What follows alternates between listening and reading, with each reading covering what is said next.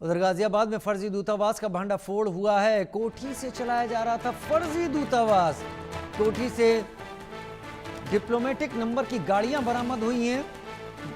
गिरफ्तार शख्स खुद को राजदूत बताता था।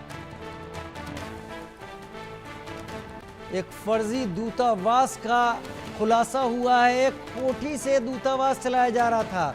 अब ये किस देश का दूतावास था, ये चीजें अभी सामने आनी बाकी हैं, लेकिन दूतावास के नंबर की गाड़ियां भी यहां से बरामद हुई हैं।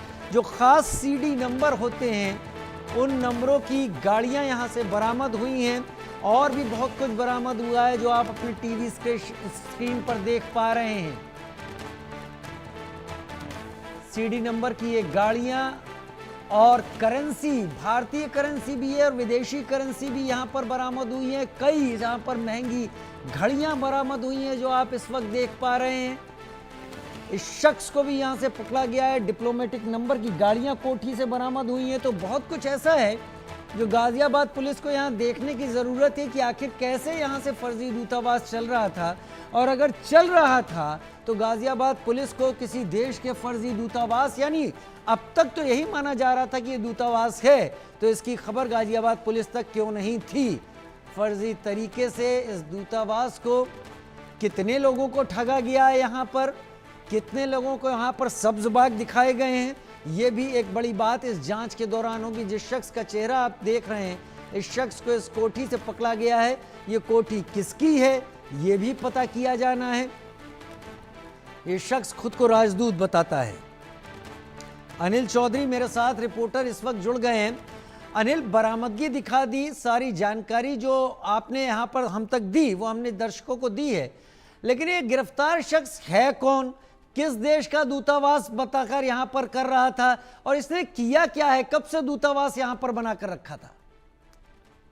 देखिए, इंडिया न्यूज की टीम इस वक्त वहां पहुंच चुकी है जहां पर इसकी लग्जरी गाड़ियां जो हैं जिसके द्वारा ये पूरा खेल किया करता था वो हम आपको दिखाना चाहेंगे, क्योंकि इसमें ये भी आरोप इन पर लगा है कि ये हवाला का पैसा जो है इन गाड़ियों के माध्यम से जो है इधर उधर किया करते थे, और किस तरीके से फर्जी खेल खेल रहे थे वो हम आपको बताए थे। दो दर्जन से ज्यादा जो है इन पर फर्जी पैन कार्ड इनके पास से बरामद हुए हैं। वहीं विदेश मंत्रालय की मोहर लगे कूटचित्र भी दस्तावेज जो है वो बरामद किए गए हैं। वहीं अन्य देशों की जो मोहर है वो भी इनके पास से बरामद की गई है। और 2011 में सैटेलाइट फोन इनके पास से मिला था। ये 4 गाड़ियां हैं जो हम चारों आपको, जो अपने दर्शकों को लगातार एक्सक्लूसिव तस्वीरें दिखा रहे हैं। आप देखेंगे किस तरीके से लग्जरी गाड़ियों का इस्तेमाल ये कर रहा था और शातिर तरीके से लोगों को बरगला रहा था। और साथ ही मैं आपको बता दूं, आरोपी हर्षवर्धन जैन जो है खुद अपने आप को जो है एम्बेसडर बताया करता था, और कई देशों का एम्बेसडर बताकर लोगों के साथ में लोगों को गुमराह करता था और उनको जो है फर्जी तरीके से नौकरी दिलाने की बात भी किया करता था। इस तरीके की चीजें भी सामने आई है। मंत्रालय की मोहर लगे हुए चित्र जिस तरीके मैंने बताया वो मिले हैं। 2 फर्जी पैन कार्ड और 4 दर्जन से ज्यादा अलग अलग देशों की मोहर और नकली करेंसी भी इनके पास से मिली है, और 44 लाख रुपए इनके पास से कैश भी बरामद किया है।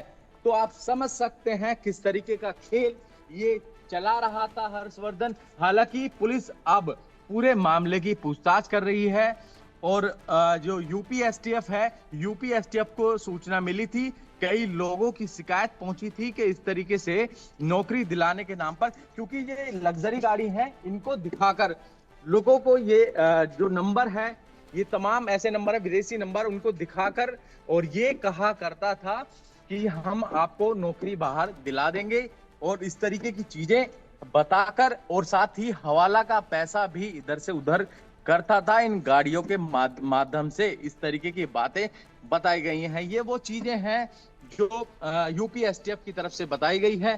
तमाम ऐसे सबूत इनके पास से मिले हैं। अब जैसे जैसे जांच बढ़ेगी तो वैसे ही कई और बड़े खुलासे भी हो सकते हैं, और आखिरकार इस व्यक्ति ने और कितने लोगों को निशाना बनाया, ये तमाम वो सवाल हैं और वो उनका खुलासा होते हुए नजर आएगा। अनिल, ये बात तो अलग है, लेकिन अगर ये अपने दूतावास या एम्बेसी ही दिखा रहा था तो अकेले तो दिखा नहीं सकता, इसके साथ और भी लोग होंगे जो दूसरे लोगों को ठगने के नाम पर दूतावास दिखाते होंगे। बाकी लोग कहां हैं? देखिए, इस पूरे मामले की फिलहाल एसटीएफ जांच कर रही है, क्योंकि जिस ये घर में बना पूरा सिस्टम चला रहा था, फर्जी दूतावास चला रहा था, वो कविनगर क्षेत्र में है, जो कि बेहद पॉश इलाका है। उस पॉश इलाके के अंदर ये किस तरीके से पूरा खेल जो है चला रहा था, और साथ ही ये जो पूरा मकान था वो किराए का मकान था। उसी मकान के अंदर जो है स्टाफ भी बताया गया है कि काफी स्टाफ भी इसके पास हुआ करता था।